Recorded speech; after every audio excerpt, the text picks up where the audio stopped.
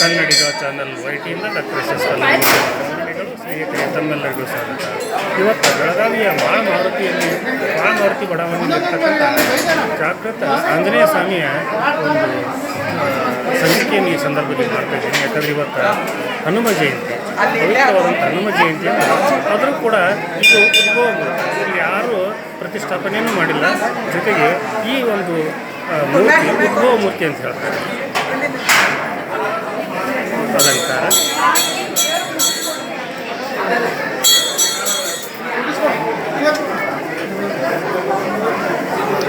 ನೋಡಿ ಸ್ನೇಹಿತರೆ, ಸಾವಿರಾರು ಭಕ್ತಾದಿಗಳು ಪ್ರತಿ ವರ್ಷದಂತೆ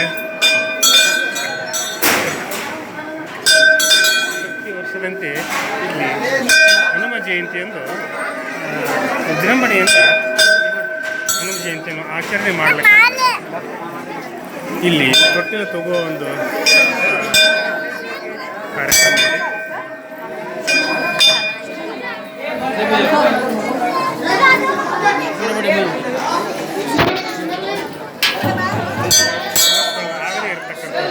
ಆಗದೇ ಇರತಕ್ಕಂಥವ್ರು ಬಂದು ಇಲ್ಲಿ ತೊಟ್ಟಿಲವನ್ನು ತೂಗಿದ್ರೆ ಅವರಿಗೆ ವರ್ಷ ತುಂಬದೊಳಗಾಗಿ ಮಕ್ಕಳು ಹೆಣ್ಣು ಗಂಡು ಒಟ್ಟು ಮಕ್ಕಳಾಗ್ತಾವೆ ಅನ್ನೋದು ಒಂದು ಪ್ರತೀತಿ. ಇದನ್ನು ಇಲ್ಲಿ ಹೊಸದಾಗಿ ಮದುವೆಯನ್ನು ಮಾಡಿಕೊಂಡಿರ್ತಕ್ಕಂಥ ನವ ದಂಪತಿಗಳು ಬಂದು ಈ ಒಂದು ತೊಟ್ಟಿಲವನ್ನು ತೂಗುವಂಥ ಕಾರ್ಯಕ್ರಮವನ್ನು ಈ ಸಂದರ್ಭದಲ್ಲಿ ಹನುಮ ಜಯಂತಿ ಎಂದು ಇಲ್ಲಿ ಇದನ್ನು ಮಾಡಲಾಗ್ತದೆ. ಇದು ಒಂದು ಪವಿತ್ರವಾದಂಥ ಒಂದು ಕ್ಷೇತ್ರ. ಈ ಕ್ಷೇತ್ರದಲ್ಲಿ ಬರ್ತಿರ್ತಕ್ಕಂಥ ಭಕ್ತಾದಿಗಳಿಗೆ ಸಾಕಷ್ಟು ಒಂದು ಸ್ಥಳಾವಕಾಶ ಇದ್ದರೂ ಕೂಡ ಈ ಸಂದರ್ಭದಲ್ಲಿ ಇಲ್ಲಿ ಜನದಟ್ಟಣೆಯನ್ನು ನಾವು ನೋಡಬಹುದಾಗಿದೆ.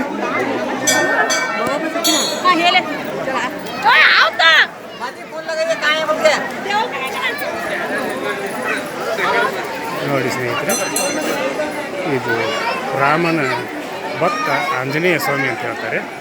ರಾಮ ಎಲ್ಲಿರುವನೋ ಅಲ್ಲಿ ಆಂಜನೇಯ ಸ್ವಾಮಿ ಹನುಮಂತ ಇರ್ತಾರೆ ಅಂತ ಹೇಳ್ತಾರೆ.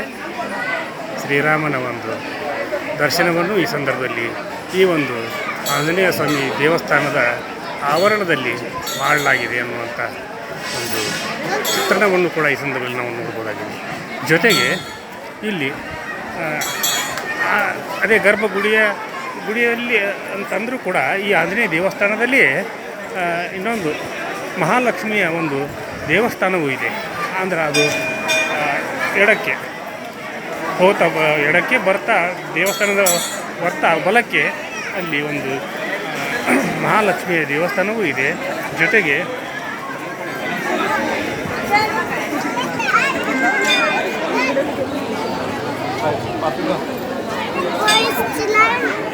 ಆಮೇಲೆ ಇದು ಶಿವನ ದೇವಸ್ಥಾನವನ್ನು ಕೂಡ ನಾವು ಇಲ್ಲಿ ನೋಡಬಹುದಾಗಿದೆ. ಇಲ್ಲಿ ಔದುಂಬರ ಮರ ಇದೆ. ಅಲ್ಲಿ ಪಾದಗಟ್ಟೆಯಲ್ಲಿ ಔದುಂಬರ ಮರದಡಿಯಲ್ಲಿ ದೇವರನ್ನು ಕೂಡ ಎಲ್ಲ ಕಾಣಬಹುದಾಗಿದೆ. ಆಮೇಲೆ ಇದೆ ಶಿವನ ಒಂದು ದೇವಸ್ಥಾನ.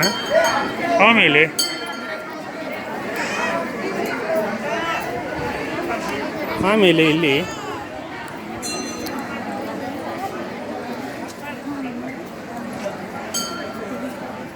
ನಾಗಪ್ಪನ ಕಟ್ಟೆಯೂ ಕೂಡ ಇದೆ. ಇಲ್ಲಿ ನಾಗಪ್ಪನ ಕಟ್ಟೆ ಅಂತಾರೆ ಇದಕ್ಕೆ. ಇವು ಕೂಡ ಇಲ್ಲಿದೆ. ಸರತಿ ಸಾಲಿನಲ್ಲಿ ಹೋಗ್ತಿರ್ತಕ್ಕಂಥ ಭಕ್ತಾದಿಗಳು ದರ್ಶನವನ್ನು ಪಡೀಲಿಕ್ಕೆ ಹೋಗ್ತಿರ್ತಕ್ಕಂಥ ಒಂದು ಸನ್ನಿವೇಶ ಇಲ್ಲಿ ತೋರಿಸ್ತಾ ಇದ್ದೇನೆ. ಹಾಗೆ ಇಲ್ಲಿ ವಿಶ್ರಮಿಸಿಕೊಳ್ತಾ ಇರ್ತಕ್ಕಂಥ ಭಕ್ತಾದಿಗಳನ್ನು ಕೂಡ ನಾವು ಇಲ್ಲಿ ನೋಡಬಹುದಾಗಿದೆ.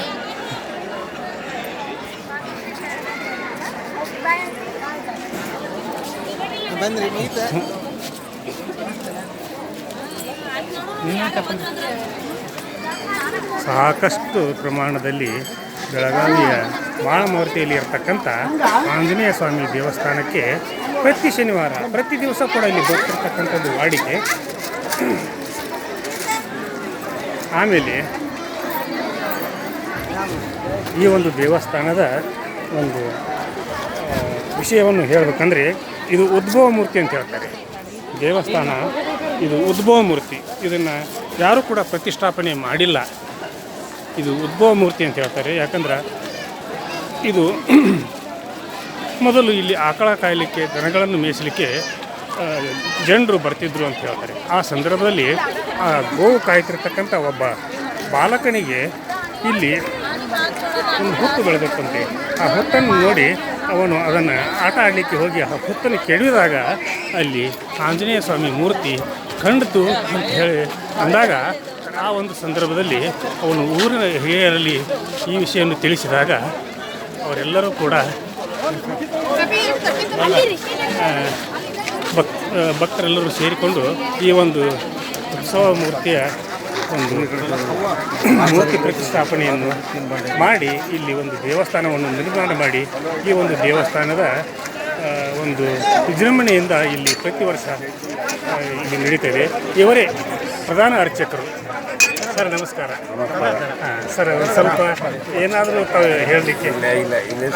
ಸರಿ ಸರಿ ಸರಿ ಸರ್ ಸರಿ. ಆಮೇಲೆ ಇಲ್ಲಿ ಪ್ರಸಾದವನ್ನು ವಿತರಣೆ ಮಾಡ್ತಿರ್ತಕ್ಕಂಥದ್ದನ್ನು ನಾವು ಇಲ್ಲಿ ನೋಡಬಹುದಾಗಿದೆ.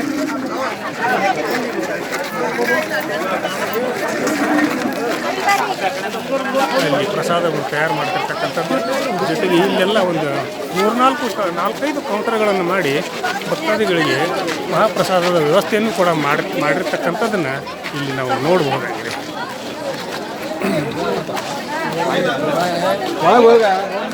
ಇಂಥ ಒಂದು ಪವಿತ್ರ ದೇವಸ್ಥಾನ ಬೆಳಗಾವಿಯಲ್ಲಿ ಇರೋದು ಕೂಡ ಒಂದು ನಮ್ಮ ಸುದೈವ ಅನ್ನಬಹುದು. ಇಲ್ಲಿಯ ಜನರಿಗೆ ಸಾಕ್ಷಾತ್ ಪರಮಾತ್ಮನೇ ಅವತರಿಸಿರ್ತಕ್ಕಂಥ ಶಿವನ ಒಂದು ಅನುಗ್ರಹ ತಮ್ಮೆಲ್ಲರ ಮೇಲೆ ಆಗಲಿ.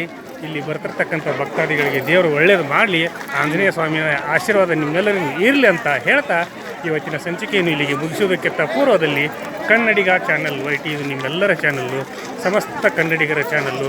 ಕನ್ನಡಿಗ ಚಾನಲ್ YTಯಲ್ಲಿ ಬರ್ತಿರ್ತಕ್ಕಂಥ ಪ್ರತಿಯೊಂದು ಸಂಚಿಕೆಗಳು ಸತ್ಯವಾಗಿರ್ತವೆ ಅನ್ನೋದಕ್ಕೆ ಇದು ಕೂಡ ಸಾಕ್ಷಿ. ಹೀಗಾಗಿ ಈ ಸಂಚಿಕೆಯನ್ನು ಪ್ರತಿಯೊಬ್ಬರಿಗೂ ಕೂಡ ತಲುಪಿಸ್ರಿ. ಜೊತೆಗೆ ಸಬ್ಸ್ಕ್ರೈಬ್ ಮಾಡದೇ ಇರ್ತಕ್ಕಂಥವ್ರು ಸಬ್ಸ್ಕ್ರೈಬ್ ಮಾಡಿರಿ. ಆಮೇಲೆ ಈ ಸಂಚಿಕೆಯಲ್ಲಿ ನಿಮ್ಮ ಕಮೆಂಟನ್ನು ಕೂಡ ನನ್ನ ಜೊತೆ ಹಂಚ್ಕೊಡ್ರಿ ಅಂತ ಹೇಳ್ತಾ ಇವತ್ತಿನ ಸಂಚಿಕೆಯನ್ನು ಇಲ್ಲಿಗೆ ಮುಗಿಸ್ತೀನಿ. ನಾಳಿನ ಸಂಚಿಕೆಯಲ್ಲಿ ತಮ್ಮ ಜೊತೆ ಹಾಜರಾಗ್ತೀನಿ. ಅಲ್ಲಿವರೆಗೂ ನನ್ನ ನಮಸ್ಕಾರ.